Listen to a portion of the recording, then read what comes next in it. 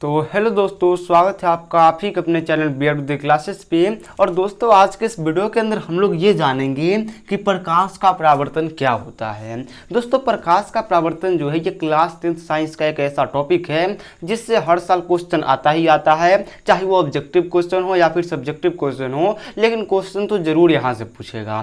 तो बहुत ही important topic है और ये टॉपिक हर स्टूडेंट को आना चाहिए। तो सबसे पहले हम लोग एक परिभाषा देख लेते हैं कि प्रकाश का परावर्तन क्या होता है। तो यहाँ पे दिया गया है कि जब प्रकाश की किरणें किसी दर्पण या चमकदार तल से टकराकर वापस उसी दिशा में लौट जाए तो इसे ही प्रकाश का परावर्तन कहते हैं। तो ये तो एक नॉर्मल सा डेफिनेशन हो गया कि जब भी एग्जाम वगैरह में पूछा जाएगा या फिर कोई भी हमसे पूछे कि प्रकाश का परावर्तन क्या है, तो हम लोग कहेंगे कि जो प्रकाश की किरणें होती है ये दर्पण से टकराए या फिर कोई चमकदार तल से टकराए, लेकिन टकरा करके अगर ये उसी माध्यम में वापस जा रहा है तो इस घटना को हम लोग उस प्रकाश का परावर्तन कहते हैं। तो ये तो हो गया एक नॉर्मल सा कि आप लोग को इस डेफिनेशन को लिख करके याद करना होगा, जिसके बाद आप लोग एग्जाम में जाकर के आंसर लिखोगे।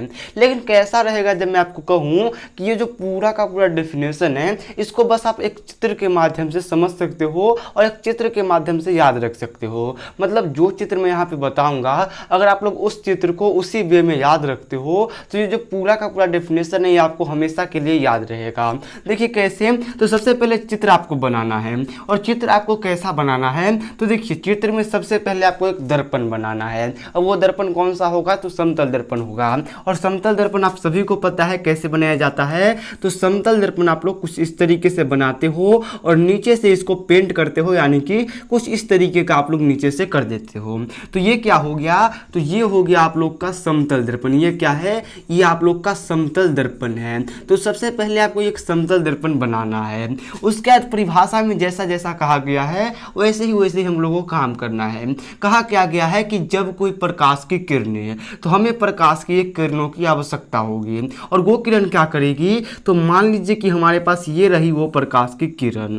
अब ये किरण क्या कर रही है, तो ये जो प्रकाश की किरणें है ये दर्पण से आ रही है। क्या है, समतल दर्पण है। अब ये क्या कर रही है, तो दर्पण पे आ रही है और दर्पण पे आकर के यहाँ पे पड़ रही है। और पड़ने के बाद क्या हो रहा है, तो ये दर्पण इसको वापस उसी माध्यम में लौटा दे रहा है। क्या कर रहा है, ये वापस इसको इसी माध्यम में लौटा दे रहा है।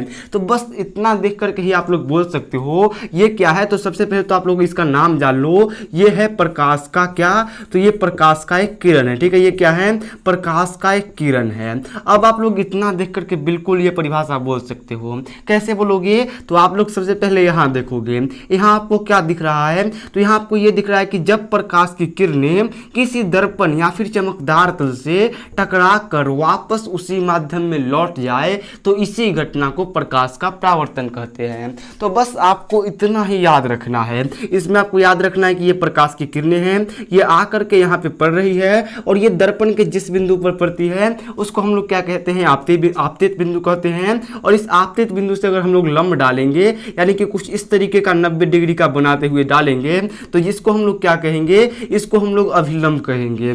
ये जो वापस जा रहा है किरण इसको हम लोग परावर्तित किरण, और ये जो आकर के पड़ रहा है इसको आपतित किरण कहेंगे।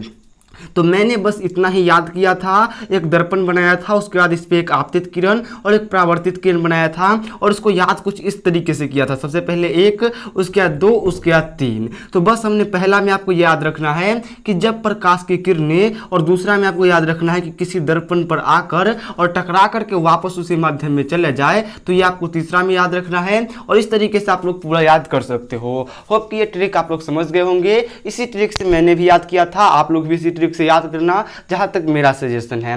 बाकी अगर आपको अच्छे से याद है तो अच्छी बात है। चलिए आज की इस वीडियो को हम लोग यहीं पे एंड करते हैं। अगर आपको ये वीडियो पसंद आया हो तो वीडियो को लाइक कीजिएगा, अपने दोस्तों के साथ इस वीडियो को शेयर कीजिएगा और ऐसे ही और वीडियो देखने के लिए आप लोग चैनल को सब्सक्राइब कर सकते हो।